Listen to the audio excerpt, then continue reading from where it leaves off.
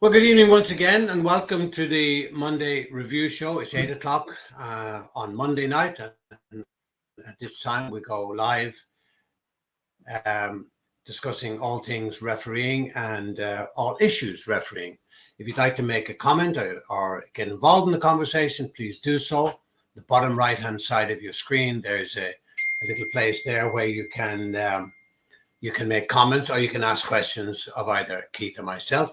And I'm delighted again to have Keith with us on the show. Thanks again, Keith, for taking part. Pleasure. And I want to say hello to three lovely ladies I met in Dublin today who are here from the USA on holiday.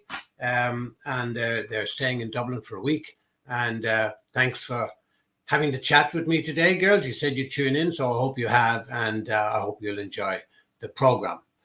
Now, Keith, there were a couple of controversial incidents, I suppose. The one with the Liverpool against Chelsea, they'd already gotten a penalty, Liverpool. And then I think John Brooks, wasn't it, awarded a second penalty. And then he was referred to the VAR, to the monitor at the side of the pitch. Can't remember who. Can you remember who the VAR was? No, I can't. I don't off the top of my head. No. He was referred to that, and then he changed his mind. Now, all the cynics always say that, as soon as he goes to VAR, he will go with the VAR and so on, and he has done in this case.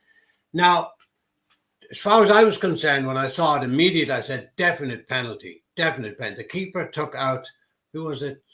Curtis Jones. Took him out. Curtis Jones did a loop-de-loop over the keeper's body and landed on his back. Stonewall penalty as far as I was concerned. And even looking at the VAR, I know they say if the player gets the ball or the other opponent gets the ball, that's evidence enough that he tried to play the ball and therefore it sort of gets him off the hook. Yes or no? Well, I have to say, like you, when I first saw this incident, I'm saying that's nailed on. I thought it was an easy decision. Yeah. I was a little bit surprised then that we had a VAR intervention, because I was actually saying, where's the clear and obvious error? Because Brooks, in fairness, was in a good position. He got a good view of it. He was very positive about awarding the penalty kick. But when referees are going to the screen, the monitors, it's called, we know that referees are going to change their decision in the majority of occasions. And so I was rather surprised that, first of all, VAR intervened.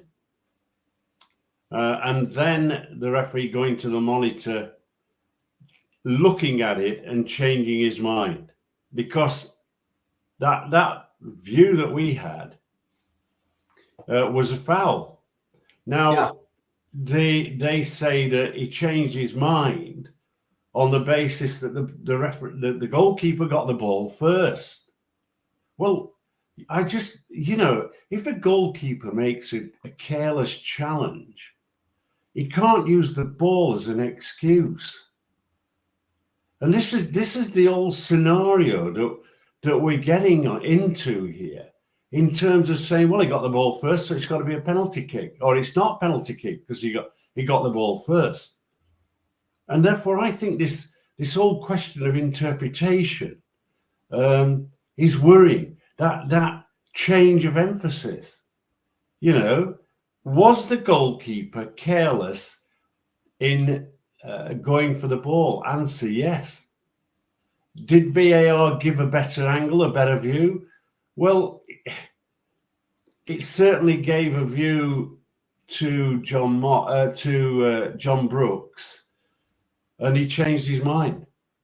And I think all too often, referees do change their mind when they go to the monitor. Yeah. So for me, VAR is there and should come in on a clear and obvious error. I thought it was interesting because Dermot Gallagher, who not always I agree with his view, came in today and said, on viewing of the different angle that was afforded to the VAR, not afforded to John Brooks, he was adamant that it was right for the VAR to turn it over. And so did Stephen Warnock and Sue Smith on this Ref Watch program. But Andonart, I when he turned it over, I still thought it's a penalty. You know, you give him with the art, don't you? You give what you see. See, Keith, that's exactly that. I would go on that same thinking, that same principle. That if that happened in the middle of the field, would it have been a free kick? Absolutely. So why is it not a free kick inside the penalty area, which is a penalty kick? And I always went by that. Well, there are two types of free kicks, indirect and direct, yes, but there's not two levels of free kicks. It's either free kick on the middle of the field, then it's definitely a free kick, which is a penalty inside the penalty area. And why don't they just go on that principle? Well, they don't, do they? I mean, what we've got is we saw in that Tottenham game a couple of weeks ago that holding offence. Yeah. That you and I would not hesitate in awarding a free kick. But then what they're actually saying to referees, there's got to be a consequence. Well, there is a consequence for me. And that the law says very clearly holding is a foul. And therefore, if it's in the penalty area, it's a penalty kick. But then you look at the glossary, if you like, the guidance that they're giving to referees. And this is people sat around a table saying, no, let's do these notes. And I think they're sort of saying, well, actually, we want an holding offence to impact, to be meaningful, to hold on for a few seconds. However you want to interpret, it's actually promoting and creating a grey area that is the seed corn for inconsistency. Holding is an offence. And I'm not saying how long you hold the player. Once he's held, you're committing an offence. Now we look at that Manchester City game, Wolves v Manchester City, where you and I have discussed on more than one occasion holding, grappling, blocking offences inside the penalty area. And here was a situation where the coach of Manchester City very cleverly puts a relatively small player onto the goalkeeper and clearly backs into the goalkeeper. And they're ignoring that incident because in the shape of the grappling, a couple of weeks ago we saw Havertz, two hands round his chest, dragged to the ground, and somebody wisely or unwisely saying that's perfectly acceptable. It's not a penalty kick. Just beyond me. So as a consequence, when you look at that incident of that backing in to that opponent, goalkeeper, they're ignoring that because it's low on the scale of an offence. But it did impact on the goalkeeper. Now, what we're saying is, if that is the view, if you like, promoted by the PGMOL and in other parts of the world, then what we then look at is John Stones and his shot on goal, header or whatever, on goal. Because at that point, the goalkeeper has managed to secure a position that is clear and has the ability to make a save. But you and I know that if you forensically examine that, there was a consequence. Now, the whole focus was on that particular incident. And I'm saying goal. I make no mistake, because he's not offside. But then what was forgotten was that earlier in that build-up to the corner kick being awarded, there was a very clear foul on a Wolves player, completely ignored. The Wolves player was on the attack, in possession of the ball. He was fouled. ignored. And of course, it then breaks upfield. Manchester City win a corner kick, and from that, you have a goal that creates debate. Now, I couldn't see on the clips that I got that the assistant referee had raised the flag.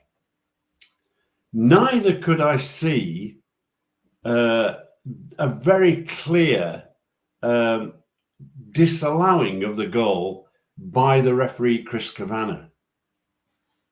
Now, I have been led to believe that that was the case, and the PGMOL come out with their statement, and that then says, go and look at the monitor and allow the goal to stand. So both the assistant and the referee had disallowed the goal. VAR comes in and says, there isn't interference with the opponent, therefore goal stands, and creates the debate. So, and exactly, and this is where a lot of people are saying that old well-worn phrase by now that says the only thing that's consistent with refereeing is their inconsistency. Because we saw an incident a couple of weeks ago also where there should have been a penalty against Van Dijk, Virgil van Dijk, who was clearly pulling the guy's arm. Clearly. Yeah. Now, why didn't VAR intervene there? Well, I think because they're operating this glossary which says for an offence to be an offence in the penalty area, it's got to impact. And surely it impacted that other player's ability to go for the ball. Correct. And therefore, this,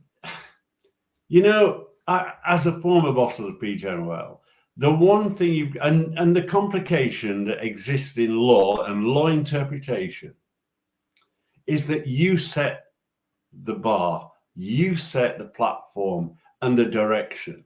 And this is about leadership that comes from Howard Webb. It's about debating with his referees and getting consistency. I say again, I don't think they're doing regularly the sort of reviews that I used to carry out. Every other week, we'd come together. We would view this penalty kick decision. We'd ask the referee to talk us through that particular decision. Why did you disallow it? On what basis? Was that an automatic reaction to the assistant referee's flag? Then I would listen to the VAR. I mean, obviously we didn't have VAR then, but now I would include the VAR in that debate. And then when the referee's gone to the monitor, how you change your mind. Tell us the process of how you change your mind. Was that an over-influence from the VAR? Or was that you actually saying, what I've now seen gives me greater clarity? And then you open that up to discussion with the other referees. And then what you do is you close that off by saying, as a group of referees, as a group of assistant referees, given a very similar or almost identical situation, we are going to do this. And you set the bar. So now we look at that other one, which was the game Bournemouth versus Arsenal. Yeah. And there was clearly a foul. So that's the first criteria for the denial of an obvious goal scoring opportunity. Was it a foul? And it doesn't matter whether it's cynical, whether it's reckless. It's a careless challenge. It can be a pull, it can be a trip, it can be just two bodies coming together as a careless challenge. So, right, he's given the foul. He got that one right. Now, what he has to consider, and this is what I want to talk to referees who tune into our program, because I think it's important. When I'm coaching referees and there is a denial of an obvious goal scoring opportunity review, ignore the V. This is about you reviewing that incident in milliseconds because it's happened before you. What you should do is take that player out of your thoughts that's committed the offence. Doesn't matter if he's tripped him or whatever, and the player's on the floor. Take that away, because at the point of contact, he's going for the ball or he's in possession of the ball, the attacker. Take that defender away. Now you start to look at the criteria. Distance between the offence and goal. And here there is a difference.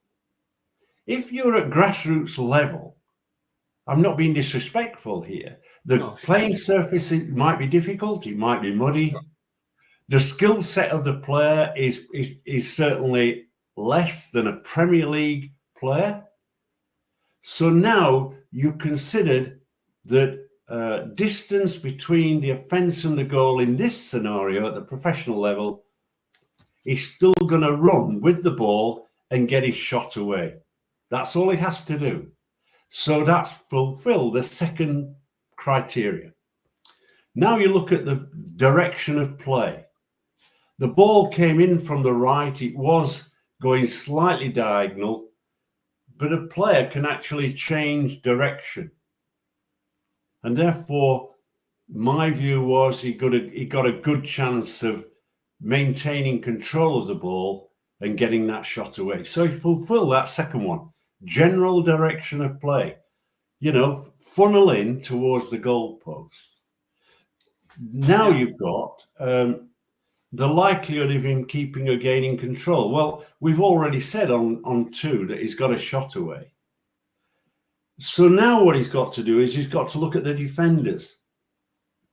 Are those defenders going to come in and have the possibility of putting a challenge? Or is the goalkeeper on his way out towards the ball, and is he likely to win possession ahead of the forward player? So when you look at that, I think there was a defender close, but not close enough because he was a speedy player.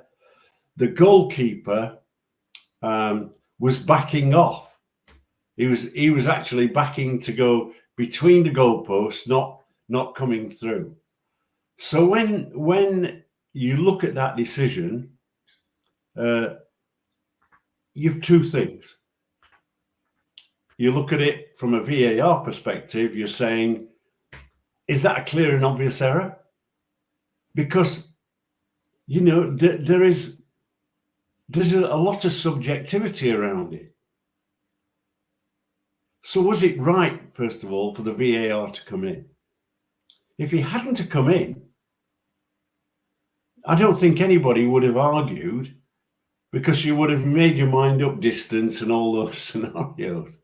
But immediately VAR came in, you know full well that was going to be now a red card for the denial of an obvious goal-scoring opportunity. Just on that, Keith, on the VAR, when VAR gets involved, how often, and this is again just an opinion I'm asking for, how often do you think that referees rely too much on VAR to make the decision for them?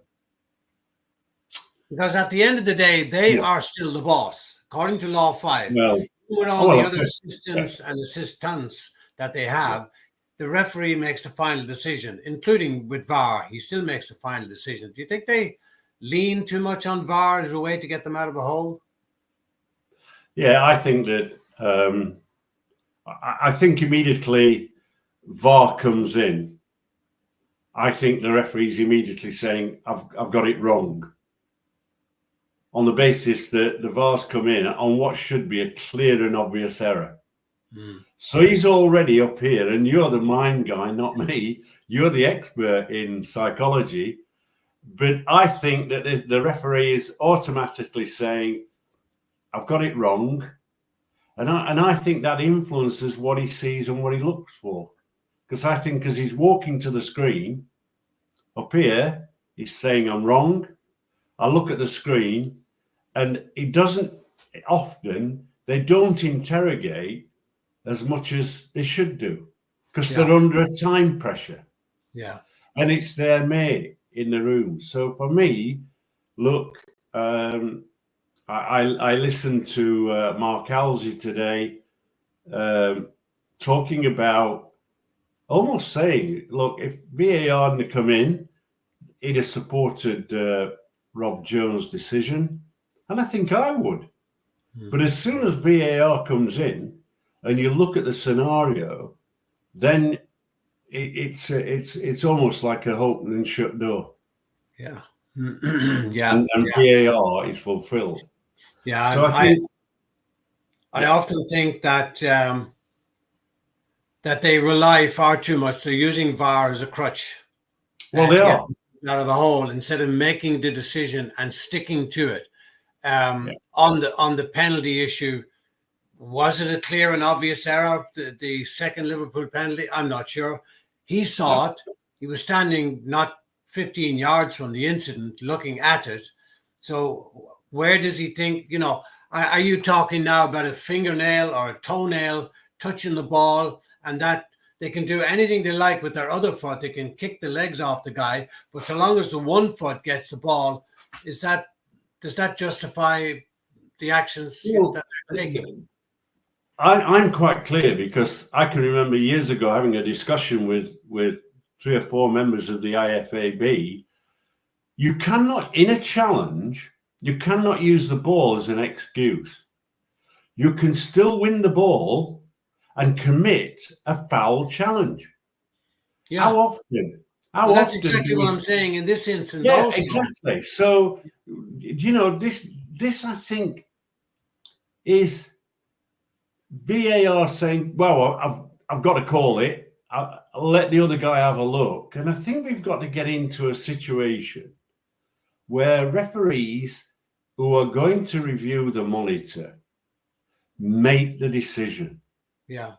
And similar to what they do in rugby, you know. My decision is we give them the time. Yeah. And I'm still of the view that the whole transparency of the system that rugby operates, in which it, you know, TMO or whatever gives them a rugby replay ref, they take the time. And what they do is they go through the process. I've just told you the process of going through the denial of an obvious goal scoring opportunity. I'm helping you as a referee coach, our listeners, by saying take that offender away. Because if you take that offender away and he hadn't committed that offence, that player would have gone on and had a shot on goal. I've no hesitation in that. Mm-hmm. Now, what I've got to ask is, are the defenders coming in? You know, I've got to ask, haven't I, although it's near the halfway line, the offence, the distance.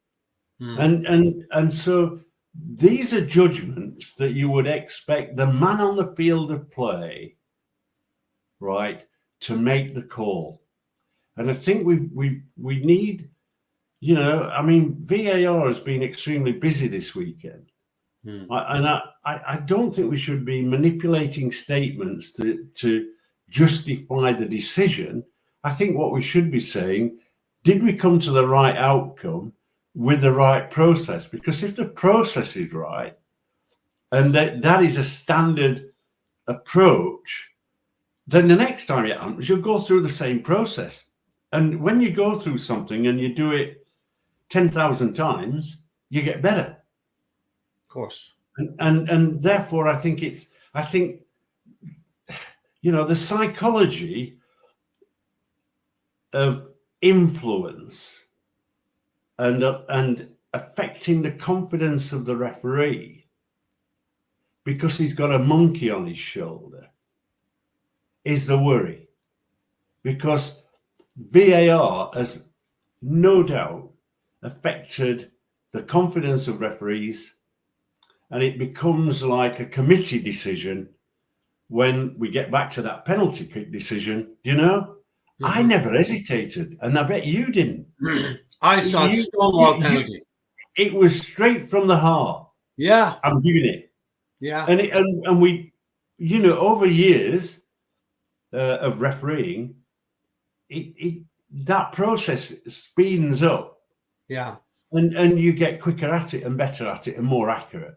And what you said earlier there, Keith, about just because a player gets the ball doesn't exonerate the other actions of the rest of his body. He can't Correct. just hit the ball with one foot and then take the legs off the other guy with his other foot. And Yeah. that's the way I saw this. He may have got the ball, but he took out the player to the Yes. extent that the player went loop-de-loop over his head. Now, Yeah. surely just by getting the ball shouldn't exonerate him from the rest of his actions. Well, it doesn't, does it? I mean, in reality, Well, let it us does take appear this. to because he got away with this one. Yeah, I mean, that's because it's poor officiating at the end of the day. I mean, when we look at serious foul play, a challenge of that nature, when there is excessive force with either 1 or 2 feet launched off the ground, the landing area cannot be changed. Yeah. And therefore, if the player gets the ball and then the man, it's still a red card offence. Well, and that's I exactly think what happened. often in football, there is a view that runs through that if you win possession of the ball, it exonerates you from everything else, and that's not the law. And we'll continue to quote that on a regular basis. So then you've got to say how did Rob Jones allow himself to change his mind when he saw a Stonewall penalty, and yet he went to the monitor and saw that the goalkeeper tipped the ball with his toe, and that exonerated him from all other actions. I think this is the influence of VAR. I think, ultimately at the end of the day, what we've seen is VAR, re-refereeing the decisions, re-refereeing the game, and the VAR is making the call, and the poor old referee gets the stick for it. It's easy sat in an armchair like we do to make observations about a referee's performance and to review decisions. The guy out there on the field of play, it's not an easy task. No. And I think it's more difficult now than in my era. I make it quite clear because I think law changes that have been made. I was on Talk Sport today on the Hawksby and Jacobs show, and one of the guys there, one of the interviewers, saying he wants the offside changing. He wants offside to be offside. And I'm saying, well, actually, that's what it used to be in the 60s. Indeed.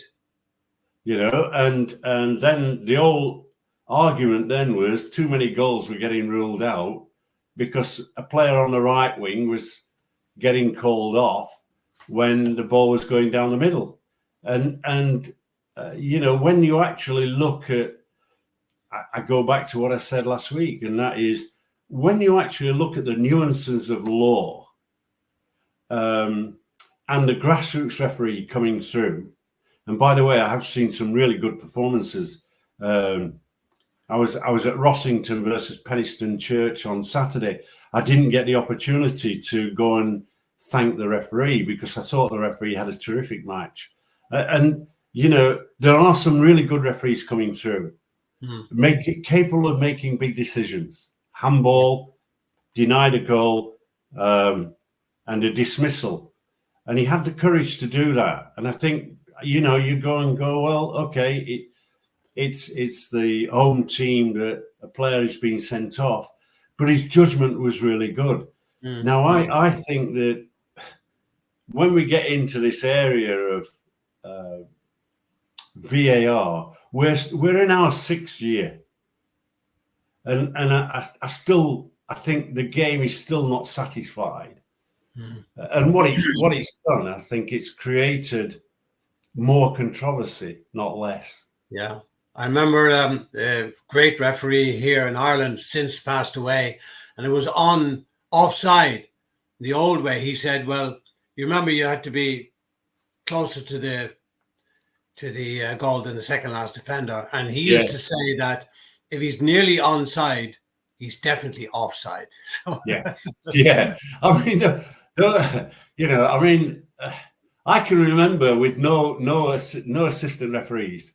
I used to run one line as a referee. I wasn't diagonal. I was parallel to one touchline, out wide, in order to make that judgment. And as soon as the ball came through and a player was offside, it was blowing. Everybody go, oh, crikey, he's up with play. But in reality, the distance was shorter because I wanted to watch the offside line.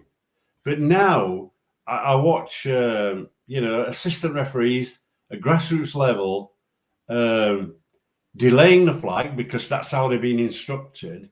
And I'm thinking, why?